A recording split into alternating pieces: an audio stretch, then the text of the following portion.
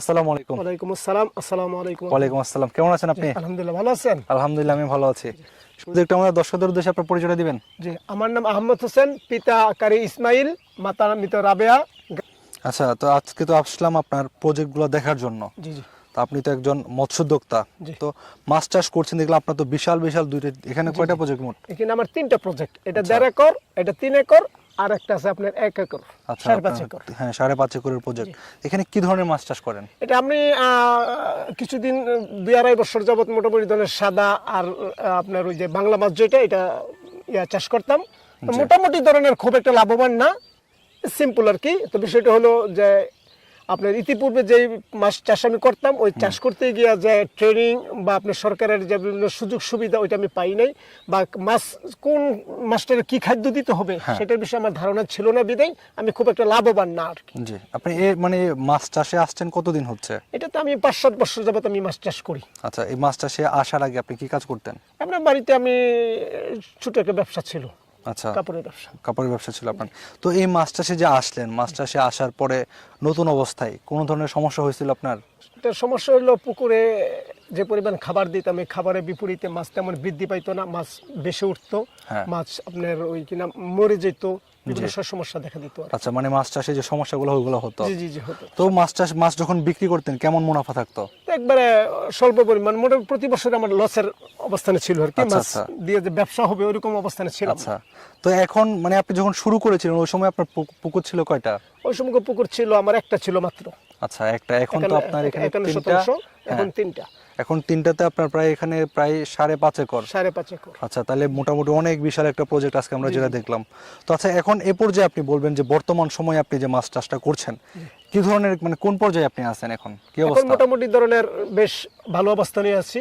আচ্ছা, এটা এখন মোটামুটি ধরনের 5-5.5 একর জমি নিয়ে যখন মাছ চাষ করছি, মোটামুটি ধর আলহামদুলিল্লাহ একটা ভালো অবস্থানে। আচ্ছা আচ্ছা, তো এখন এই যে মাছ চাষ যে করছেন, আজকে আমরা আপনার প্রজেক্টগুলো পরিদর্শন করলাম, এখন ওই যে মাছ চাষের সমস্যাগুলো হতো, ওই সমস্যাগুলোকে আপনি কিভাবে সমাধান করলেন?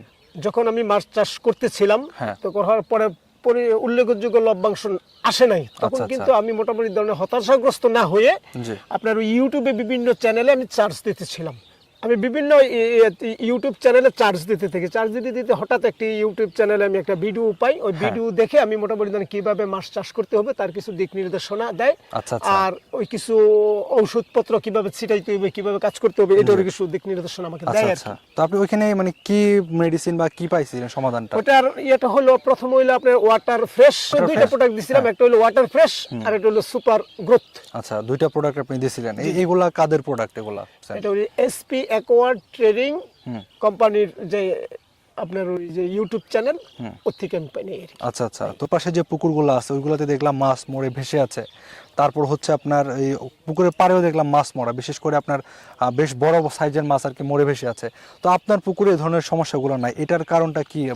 এটার কারণ হচ্ছে আপনার ওই যে ওয়াটার ফ্রেশ আর হইলো আপনার সুপার গ্রোথ, এইটা ব্যবহার করার পরে আমার মাছের অবস্থানটা ভালো। আর ওরা স্বাভাবিক লেভেলে যে খাওয়া খাদ্য বা যে ওষুধপত্র আছে ওইগুলি দেয়, ওটা তেমন হয় নাকি মাছ টাছ মারা টারা যায় এরকম দেখি আর কি। আচ্ছা, এই পুকুরগুলো মূলত দেখাশোনা করে কে? এটা আমার লোক রাখা আছে, কর্মচারী রাখা আছে, ওরা দেখাশোনা। আপনাকে দিলাম যে আপনারা যে খাবার দিচ্ছিলেন আজকে। আমি আজকে দিচ্ছি, খাবার দিচ্ছি, কিন্তু আমার লোক রাখা আছে, ওরা খাবার দেয় আর কি, দেখাশোনা করে। আচ্ছা, তো এই আপনি যে দুইটা প্রোডাক্ট ব্যবহার করেছেন, আপনার কাছে কোনো প্রোডাক্টের স্যাম্পল বা কিছু আছে কিনা আমাদের যদি দর্শকদের উদ্দেশ্যে একটু দেখাতেন? দাও তো।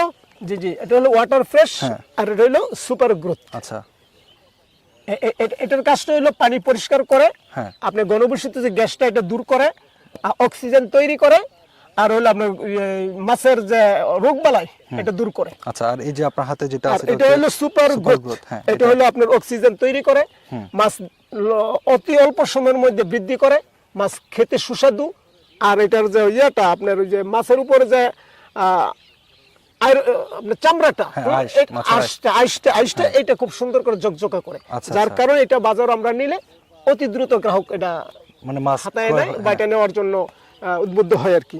তো আজকে আমরা আপনার প্রজেক্টে আসলাম, দেখলাম যে খাবার দিচ্ছেন, মাছ খাচ্ছে, খুব উৎফুল্ল দেখা যাচ্ছে মাছগুলোকে।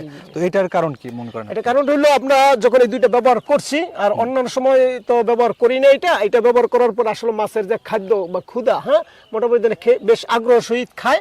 আপনার সকালবেলা তো দেখছেন মোটামুটি কি সুন্দর করে মাছ খাচ্ছে, আমি নিজে দিছিলাম।